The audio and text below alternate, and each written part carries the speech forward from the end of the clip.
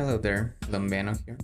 Hoy voy a estar trabajando este Baby Jade plant, also known as Portulacaria Afra Variegata.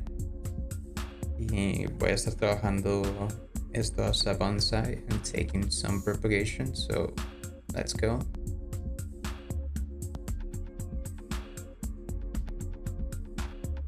Hoy voy a estar comenzando with just plain my scissors. Para poder limpiar tijeras uno puede utilizar este alcohol. I prefer 90% alcohol. Anything above 70% should be fine, I believe. Pero también, además de este alcohol, voy a estar utilizando fuego. The reason for that is because nothing survives fire. So, with this heat, se supone que todo se esterilice. You just have to warm up the point so donde va a estar cortando as much as possible. Of course, be careful of the plastic. And when it comes to this plant, it is a variegated form from the Baby Jade or elephant bush. I got it a couple years ago from Walmart, I believe. And I mainly got it just to try bonsais, porque it is a beautiful variegated form from the regular elephant bush, and regularly elephant bushes are used for this. So I just wanted to try my luck.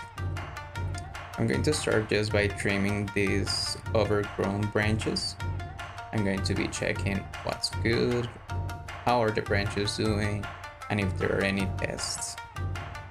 La razón por eso es porque we can just take this cutting y propagarlo a series and start a brand new bonsai.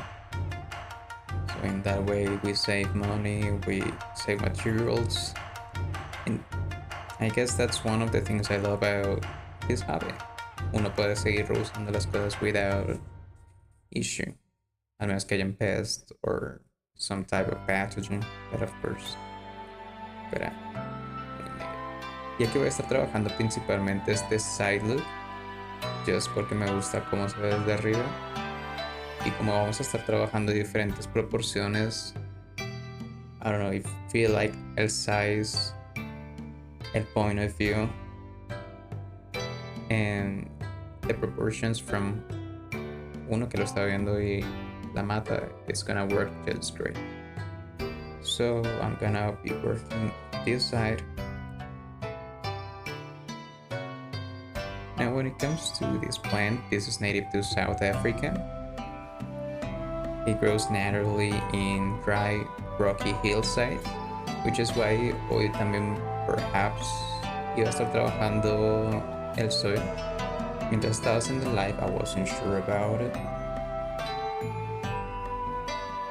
But I don't know, it just felt like it didn't have a proper soil to grow. And one funny thing is that this is not a true jade, which is the gradual avada. This is just its own form. Its own plant. It's Portulacaria Afra. It's not the gradual avada. Very similar, but it's not the same. It just goes to show cómo la evolución puede expresarse igualmente en dos especies, just because of environmental adaptations. Y la razón por la que estamos pruning principalmente es para incentivizar el branching en estas diferentes partes.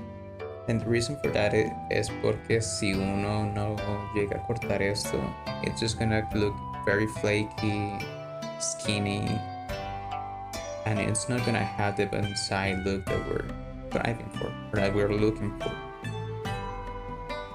Here I just like this side that I just cut, it just looks like a bush, and en parte pensé dejarlo en este soil as it was, because I really like the way it looked, como que un bush, un árbol, el size difference on the contrast, it was great, at least for me. And this one right here. There we go. Okay. So something I like about this is that It has small leaves, it has flexible branches, and it has a slow growth. But you still notice when it grows. And the reason why I like these flexible branches is porque it's easy to work as a bonsai. As you can see here, you can just move it very easily. And I'm just cutting this part not all the way through, porque I do one branch in this variegated part.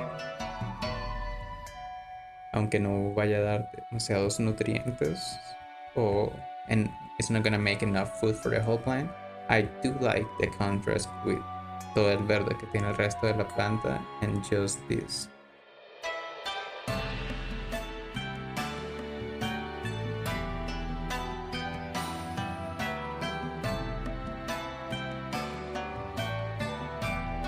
Now here I got curious and started investigating the soil because a year ago I planted this with a 2 years ago I planted this with a very organic mix, and although it does have coarse sand and pumice, I believe the pumice it's like getting smaller by the second, and it just doesn't have like a proper aeration, and it doesn't dry fast enough as I would like. As you can see here, it doesn't have as many roots as I thought it will have, even though it's been 2 years here. And it's a big concern because algo que más o menos toca estar trabajando with these succulents as a bonsai is the appropriate moisture that these plants can thrive on. Because if you keep it too moist, the roots will rot. If you keep it too dry, the plant doesn't have enough roots and growth para tener tanta agua dentro de sí, so it's not gonna survive long dry periods. But if you keep it wet and dry, it's also gonna stray itself, porque those roots se van a estar acostumbrando most environment, but then they're gonna get used to the dry environment, and that can also incentivize root growth. So here what I'm gonna do is just clean as much as possible, get all this peat off these roots. And although there are people that do clean this properly to the point that you just see roots, I just don't have enough water, I don't have enough space, and I just don't want to clean all the mess that it's gonna do. So I'm just gonna leave it like this, and let's clean this up. So here, something that I did do with the previous soil is drain down or wash out as much peat as possible. So here I only have coarse sand, perhaps some pumice, and perhaps some aquarium rocks that I use as a topper or cover, or to top it off. And here I'm gonna use pumice just so it can retain humidity, nutrients in a in a very efficient way. Because just this pumice alone, even though it does retain nutrients and water, con el tiempo se degrada and it gets smaller, which is why people recommend using grade 3 perlite, because this way chunkier, it doesn't degrade with time as easily. Entonces aquí I'm just going to make just as much as possible these initial ingredients. I'm gonna take out those woody chunks or big chunks that might hold moisture in it, and I'm going to add some fluval soil. As always, I love adding fluval soil because it keeps the pH in a perfect balance of 7. It helps with the nutrients, and as it is right now, it doesn't get as compact. And if it does, which it will eventually do because it erodes away, it's just gonna wash out in between the perlite and the pumice and provide more nutrients in the long run. So far, that's my experience with my previous incomings that you've seen in other videos. They're doing great. And here I'm just gonna add some peat moss para que retenga un poquito de humedad, even though we just changed el previous soil aunque tuviera peat moss, because the ratios between the inorganics and organics were not appropriate for a good development in these roots, which is probably why we don't have as many roots as we wish we will have here. And I'm just gonna add some extra sand for additional aeration, water circulation. Sometimes I forget this word, sorry. And here you can see the contrast between the two. Really moist, really chunky, doesn't have as much peat moss, and it's not going to retain as much water. And for this portion here, what I'm going to add is some cheesecloth. I'm going to cut it, because this is going to retain water too, so you gotta be careful with everything that you're using here. And the reason why I'm using here is just so the sand or any fine particles wash down so easily.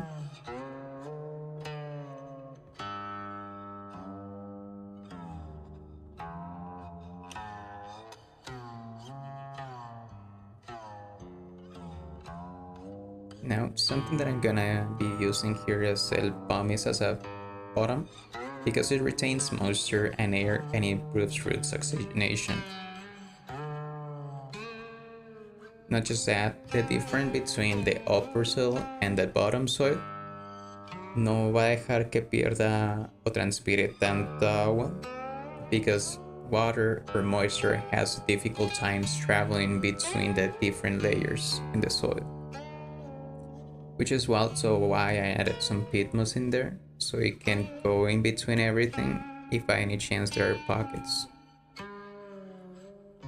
Now, when it comes to the watering routine, I would advise, of course, to let it dry. Do not allow it to get as rough, because that will definitely damage the roots.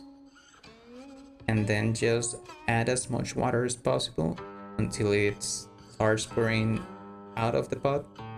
And then at that point, you're just gonna drain the water into a different pot if you want to reuse it, or just drain down the drain.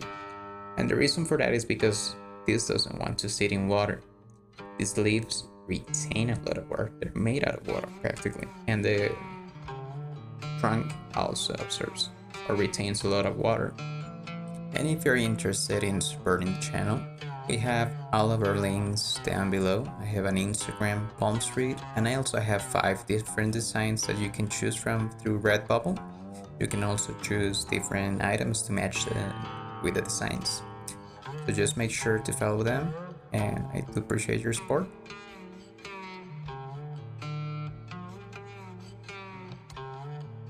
But here I ran out of battery in the final steps of the decoration, and here's the final product. A contrast between fine sand, aquarium rocks, and just regular rocks found here in Colorado. The contrast y como se combina con todo is just great, and I really liked it. I hope you liked it too. If by any chance you also have your own, leave your comments. If I did something wrong, let me know. You might like my next episode. Next episode, we're gonna be working this orchid, and we're gonna attach it to this log because they grow as an epiphytes. So it's gonna look very lovely and natural. We're just gonna use unas hojitas por los sides, and that should be fun. So follow, subscribe, share, and thank you.